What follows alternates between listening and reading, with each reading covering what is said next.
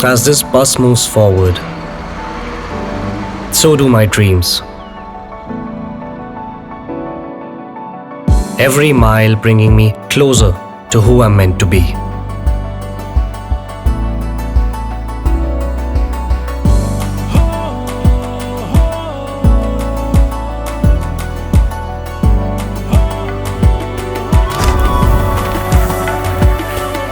Sinkhania Educational Institute, cultivating knowledge.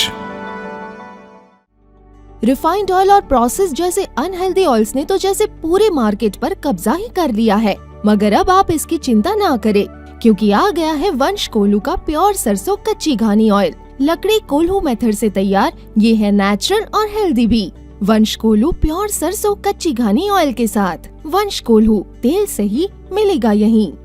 नमस्कार, आप देख रहे हैं आई इंडिया और मैं हूं डॉक्टर पंकज सिंह गौर। 2024 का लोकसभा चुनाव सभी सियासी दलों के लिए बेहद अहम है। भाजपा ने अब की बार 400 पार का नारा दिया है, तो उसके सामने अपनी सीटों को बचाने के अलावा स्कोर को और आगे ले जाने की बड़ी चुनौती है।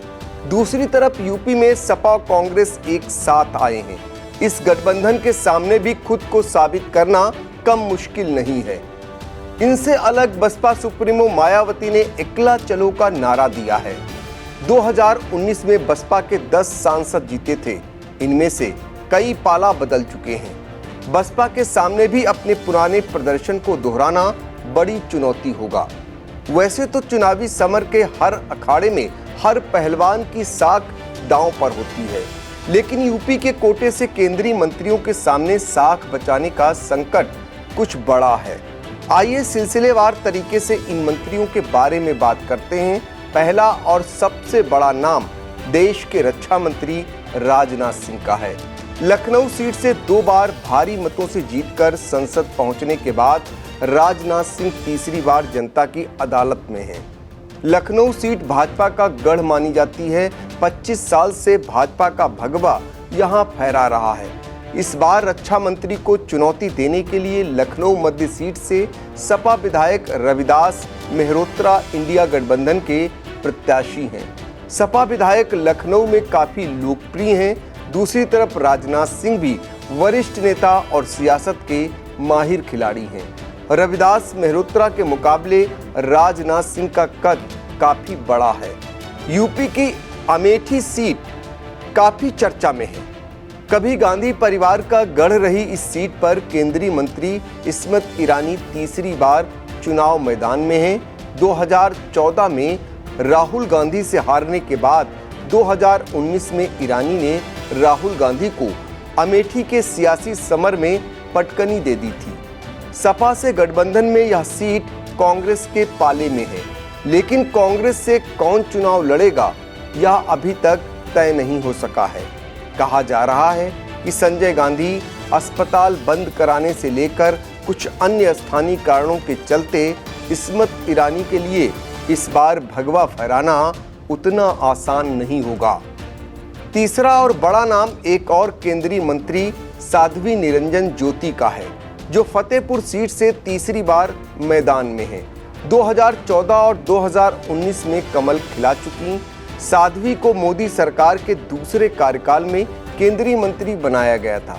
साध्वी पिछले दोनों चुनाव बड़े अंतर से जीती थी। यही वजह है कि सपा कांग्रेस गठबंधन अभी तक उनके मुकाबले में उतारने के लिए किसी दमदार प्रत्याशी की तलाश कर रहा है। चौथा चेहरा पश्चिमी यूपी के एक बड़े नेता संजीव बालियान का है। संजीव बालियान मोदी सरकार के दोनों कार्यकाल में केंद्रीय मंत्री रहे हैं। वह मुजफ्फरनगर सीट से तीसरी बार मैदान में है। पिछला चुनाव महज 6,500 मतों से जीतने वाले बालियान के लिए राहत की बात है कि इस बार रालोद उनके मुकाबले में न होकर समर्थन में है।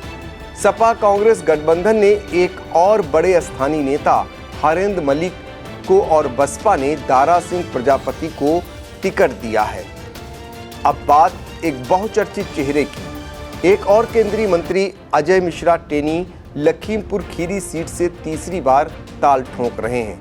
किसानों पर गाड़ी चढ़ाने के बेटे पर आरोप लगने के बाद से अजय मिश्रा सुर्खियों में रहे हैं।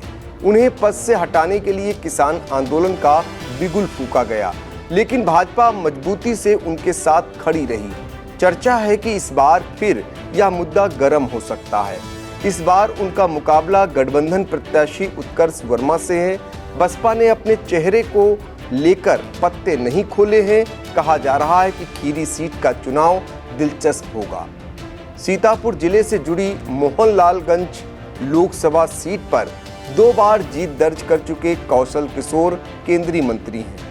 वह हैट्रिक लगाने के लिए तीसरी बार मैदान में हैं। उनकी पत्नी जयदेवी मलिहाबाद से विधायक हैं। कौशल किशोर 2014 में बसपा के आर.के. चौधरी और 2019 में बसपा के ही सी.एल. वर्मा को हराकर चुनाव जीते थे। अपने बेटे के कारण कई बार विवादों में रहे कौशल किशोर का मुकाबला गठबंधन प्रत्याशी आर.के. चौधरी से है। संयोग देखिए, कौशल किशोर से हारने वाले सी.एल. वर्मा और आर.के. चौधरी एक साथ आ गए हैं। लिहाजा जानकारों की माने तो इस सीट पर काफी कड़ा मुकाबला देखने को मिल सकता है।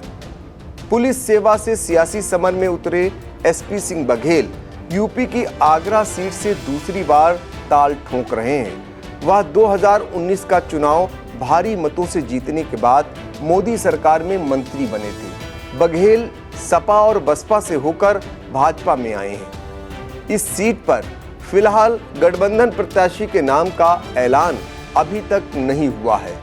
अंत में बात एक और चर्चित चेहरे की। अपना दल सोनेलाल गुट की अध्यक्ष अनुप्रिया पटेल केंद्रीय मंत्री और भाजपा के एनडीए गठबंधन में यूपी की महत्वपूर्ण नेता हैं। लगातार 2 चुनाव जीतने के बाद मिर्जापुर सीट से वह तीसरी बार फिर मैदान में है। सपा गठबंधन से राजेंद्र यश बिंद को उतारा गया है। बिंद मूल रूप से भदोही के निवासी तो हैं, लेकिन लंबे समय से मुंबई में रहकर कारोबार करते हैं। हालांकि अभी बसपा ने अपने पत्ते नहीं खोले हैं, इसलिए कहा जा रहा है कि अगर बसपा से कोई बड़ा चेहरा न उतरा तो सपा प्रत्याशी के बाहरी होने का लाभ अनुप्रिया पटेल को मिल सकता है।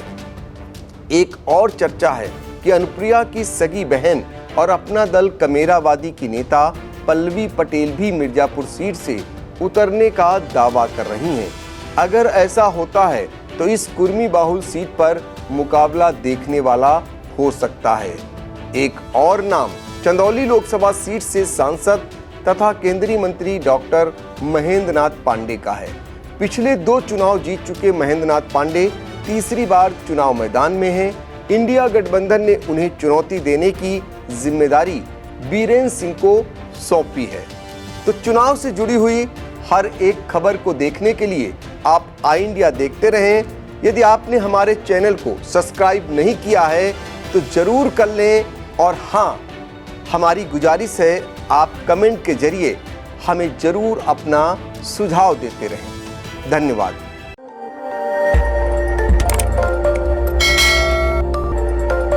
खबर आपकी, नजर हमारी। देखते रहिए आई इंडिया।